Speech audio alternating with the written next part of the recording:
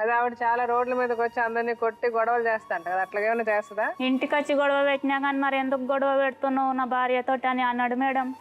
అది ఇప్పుడు మీద పడి కొడుతుంది, కాంక్రీట్ చుముస్తుంది ముఖం మీద. అడగానే అడగాడు. అది ఇప్పుడు మారతానంటున్నారు కదా. మారడు మేడం. ముచ్చట తీస్తే కొట్టిండు మేడం. కొడితే నేను వచ్చి ఉడిపించిన మేడం. ఇది కొట్టిండు ఆమె ఆల్రెడీ. దాని ముంగట్నే గట్లనే కూర్చుంది అరుగు మీద గొరగొర గుంజుకపోయి చూస్తుంది మేడం.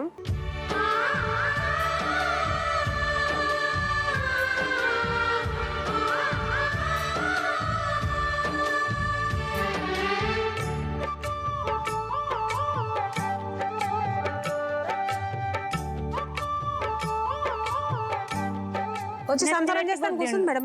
మొన్న సంతానం చేస్తాను వచ్చి కూర్చుంది మరి ఆమె. మరి అప్పుడు ఏం అనలేదు ఆమె. ఎందుకు వచ్చింది ఇట్లా అనగానే కింద పడిపోయారు మేడం.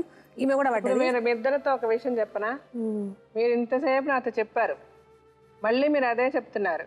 ఇప్పుడు ఆయన ఏమన్నా ఒక మాట కాదు అంటే, నేను చెయ్యలేదు అంటే, అప్పుడు మీరు ఇంకా కొత్త కొత్త విషయాలు చెప్పచ్చు. ఆయన అన్ని నేను ఒప్పుకుంటున్నాడు కదా, నేను చేశాను అంటున్నాడు కదా. ఇప్పుడు ఆయన గట్టిగా వస్తలేదా మేడం? మరి గట్టిగా మాట్లాడొచ్చు కదా మేడం. ఇంటికాడనేమో ఎందుకు చేసినావు పెళ్లి అని అడుగుతున్నాను. ఇంకా చెడ్డ మాటలు ఎందుకు చేసినావు పెళ్లి నన్ను అంటే అందరు అట్లనే చేస్తారా మేడం? ఒకళ్ళు మంచిగా ఉండాలి భవిష్యత్తు అని అన్ని చేస్తాం మేడం. ఇద్దరు చేస్తారు కదా మేడం. ఇష్టండే చేసుకున్నారు కదా. మరి ఆవిడ ఎందుకు పెళ్లి చేశారని ఎందుకు అడుగుతున్నారు? ఇప్పుడు ఆయన్ని మనం ఏం అడుగుతాం చెప్పండి? ఆయన అన్ని ఒప్పుకుంటున్నాడు, ఆయన అన్ని తప్పులు చేశారంటున్నాడు. ఇప్పుడు మనం ఏం చేద్దాం చెప్పండి? ఆయన్ని కొట్టేద్దామా, నరికేద్దామా, చంపేద్దామా, లేకపోతే ఆయన మారతాడంటే ఇలా మారండి అని చెప్పి కలిసి ఉందామా? ఏం చేద్దాం? మారాలి మేడం. మాతనే బాగుంటది అంతే. మారితే మంచిగా చూసుకోవాలి అంతే.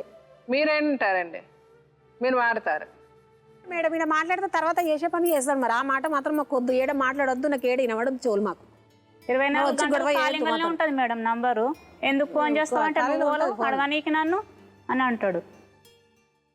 సరే ఇప్పుడు ఈయన ఇంకా మనం అనడానికి ఏమీ లేదు, ఎందుకంటే ఆయన అన్ని ఒప్పుకుంటున్నాడు.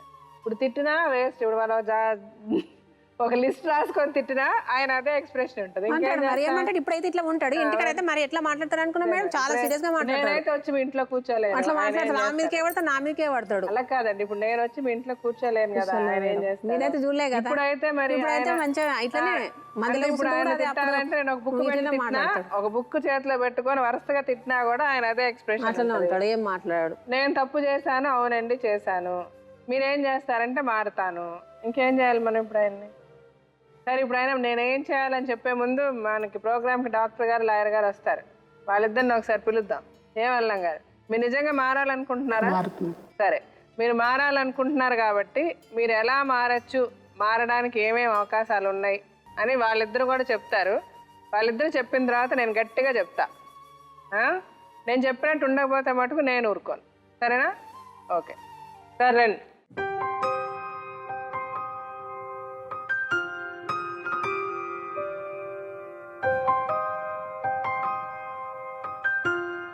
ఏదన్నా ఆయన అన్నిటికీ నాదే తప్పు అనేస్తున్నారు సార్. ఫస్టే మనం ఏం మాట్లాడడానికి ఛాన్స్ లేకుండా నాదే తప్పు, నేను ఎట్లన్నా తిట్టుకోండి. ఆయన తెలిసే తప్పు చేశారంట. తప్పు తెలిసి చేశారా తెలియకుండా చేశారు? ఎల్లం గారు తప్పు చేస్తున్నారని తెలిసే చేశారు. అంటే ఇప్పటి వరకు మారకూడదని అనుకున్నారా? ఇప్పుడు మారతానని అంటున్నారు కదా. ఈ మారాలన్న ఆలోచన మీకు ముందు వచ్చిందా? ఇప్పుడే వచ్చింది. అంతకుముందు లేదు.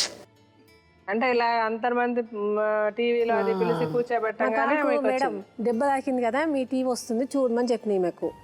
చూసింది. చూసి నేను ఆ టీవీలు ఇస్తాను కూడా చెప్పింది. మీ సెల్ ఏం మాట్లాడుతూ ఇంకోటి చేస్తామని ఏమని చెప్పింది ఆమె? చెక్క బండికి ఇస్తానంటే నువ్వు ఇయ్యు, నీ పేవల కొడతా అన్నాడు. చెప్పారా మీరు? చెప్పాము మేడం మేము ముందు వల్ల. చెప్తే దీపావళి కొడతా అన్నాడా? అట్లా ఉత్తగా అనుకోండి మేడం. ఆయన ఇప్పుడు ఆయనకి పగిలింది కదా. ఇప్పుడు ఇలా వచ్చారు కాబట్టి మీరు మారదాం అనుకుంటున్నారు, లేకపోతే మీరు మారేవారు కాదే. లేదు, మీరు ఈ ప్రోగ్రామ్కి వస్తారు, బతుకు జట్కా బండికి వస్తానని చెప్పింది కాబట్టి ఇక్కడికి వచ్చాను కాబట్టి మారాను అంటున్నారు కదా.